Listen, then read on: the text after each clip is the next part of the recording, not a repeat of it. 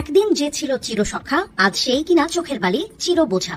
যদিও ভারত মুখে বলছে যতদিন দরকার ততদিনই তারা পলাতক শেখ হাসিনাকে আশ্রয় দেবে, তবে ভেতরে ভেতরে চলছে অন্য মেকানিজম। হাসিনাকে সামলাতেই এখন হিমশিম খাচ্ছে দিল্লি। তাকে এখন রাখা হচ্ছে নজরবন্দি করে, কারণ পালিয়ে ভারতে আশ্রয় নেওয়ার পর থেকেই নানা রকম বেফাঁস মন্তব্য করে চলেছেন হাসিনা। তার দাম্ভিক কথাবার্তায় রীতিমতো বিশ্ব কূটনীতির ময়দানে কোণঠাসা হয়ে পড়েছে দিল্লি।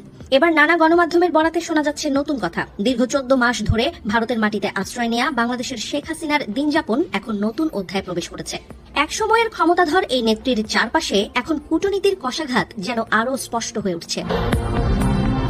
রাজনীতি থেকে আপাতত দূরে থাকলেও তিনি এখনো আলোচনার কেন্দ্রবিন্দুতে। দুদেশের সম্পর্ক, ভবিষ্যৎ নির্বাচন আর আঞ্চলিক স্থিতিশীলতার প্রশ্নে তিনি আসছেন আলোচনায়। আগেই বাংলাদেশের অন্তর্বর্তীকালীন সরকার হাসিনাকে চুপ রাখতে দিল্লির প্রতি আহ্বান জানিয়েছিল।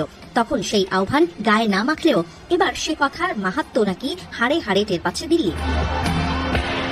তাই এবার ভারত এক নতুন বার্তা পাঠিয়েছে হাসিনাকে। বাংলাদেশ নিয়ে উস্কানিমূলক কোনো মন্তব্য নয়। ভারতের এই সিদ্ধান্তের পেছনে রয়েছে কূটনৈতিক হিসাব নিকাশ। দক্ষিণ এশিয়া বিষয়ক বিশেষজ্ঞ শ্রী রাধা দত্ত জানালেন, দিল্লি এখন চাইছে বাংলাদেশের সঙ্গে সম্পর্ক উন্নয়নের পথে নতুন ভারসাম্য গড়ে তুলতে। তার ভাষায়, ভারত বুঝে গেছে আগামী নির্বাচন পরবর্তী বাংলাদেশের রাজনৈতিক ভারসাম্য বদলাতে পারে। তাই তারা এখনই প্রস্তুতি নিচ্ছে। যেই সরকারে আসুক না কেন, দিল্লির সঙ্গে সম্পর্ক যেন অটুট থাকে। জানা গেছে ভারতের শেখ হাসিনার জামাই আদরের দিনও তাই এখন অতীত হতে চলেছে। দিল্লি এখন স্পষ্টভাবে জানিয়ে দিয়েছে বাংলাদেশ নিয়ে আর কোনো প্রকাশ্য মন্তব্য নয়। গণমাধ্যমের বরাতে জানা যাচ্ছে, ভারত সরকার শেখ হাসিনাকে সরাসরি জানিয়ে দিয়েছে বাংলাদেশ সম্পর্কে কোনো উস্কানিমূলক বক্তব্য দিলে তা দুই দেশের সম্পর্কের ওপর নেতিবাচক প্রভাব ফেলবে। তবে এই সীমাবদ্ধতার মাঝেও শেখ হাসিনার রাজনৈতিক যোগাযোগ পুরোপুরি বন্ধ হয়ে যায়নি। তিনি এখনো তার ঘনিষ্ঠ নেতাকর্মীদের সঙ্গে ভার্চুয়াল মাধ্যমে যোগাযোগ রাখছেন, রাজনৈতিক বিশ্লেষণ করছেন, তবে জনসম্মুখে নয়, গোপন বৈঠকে। ভারতের এই পদক্ষেপকে অনেকেই দেখছেন কূটনৈতিক সতর্কতা হিসেবে, কারণ সামনে বাংলাদেশে জাতীয় নির্বাচন। আর এই সম্ভাবনাকে মাথায় রেখেই ভারত এখন নিরপেক্ষ বন্ধুত্বের পথে হাঁটছে, যাতে আগামী সরকারের সঙ্গে সম্পর্ক নষ্ট না হয়।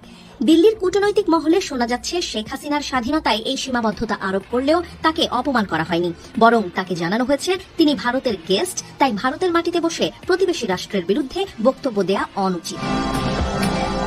এমন পদক্ষেপে ভারত স্পষ্ট করছে যে দক্ষিণ এশিয়ার স্থিতিশীলতা বজায় রাখাই এখন তাদের প্রধান লক্ষ্য।